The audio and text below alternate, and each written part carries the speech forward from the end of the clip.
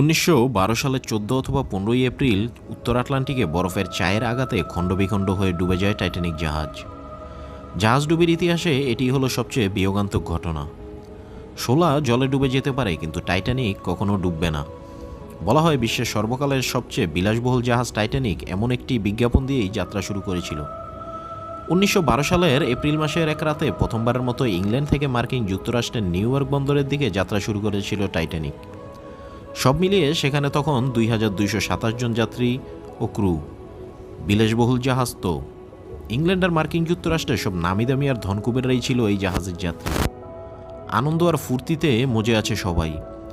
বিশাল জাহাজের বিভিন্ন তলায় নাচ, গান আর মদ পানের আসর বসেছে। সবাই আনন্দে দিশেহারা, কিন্তু বিধিবাম। নিউফাউন্ডল্যান্ডের কাছাকাছি আসতেই বিশাল এক আইসবার্গের সাথে ধাক্কা লাগে টাইটানিকের। এই ধাক্কাটা সামান্য হলেও হয়তো কিছু হতো না।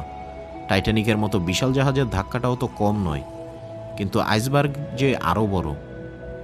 শেষ পর্যন্ত এই ধাক্কাই কাল হলো টাইটানিকের। সাগরের অথৈ জলে ডুবে গেল 1522 জন ধনকুবের আর ধনাঢ্য যাত্রী নিয়ে।